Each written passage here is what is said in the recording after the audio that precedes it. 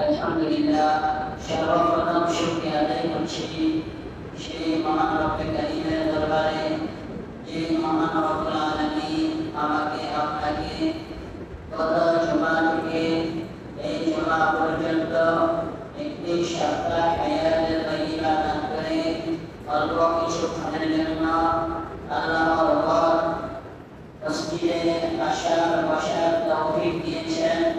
সেই মহান রব্বে কারীমের দরবারে সকলে আওয়াজ করে একবার কালিমাতুশ শুকরিয়া আদায় করছি, সকলে বলছি আলহামদুলিল্লাহ।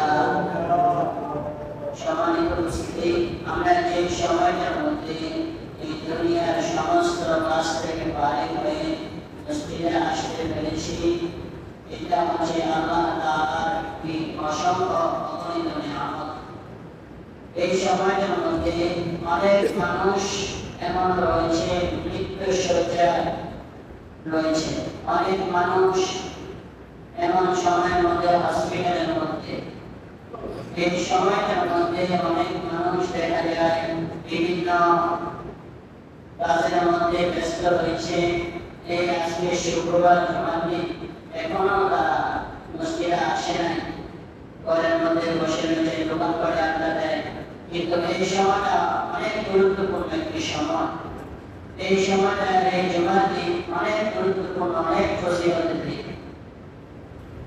আমরা এই সমাজের মধ্যে মসজিদে আসতে পেরেছি, এই জন্য আরেকবার কালিমাতুশ শুকরিয়া আদায় করছি, সকলে বলি আলহামদুলিল্লাহ। আলহামদুলিল্লাহ। আল্লাহ রাব্বুল আলামিন পবিত্র কালামুল্লাহ শরীফের মধ্যে ইরশাদ করেন, ওয়ালা নাবলুওয়ান্নাকুম বিশাইইন মিনাল খাউফি ওয়াল জুই।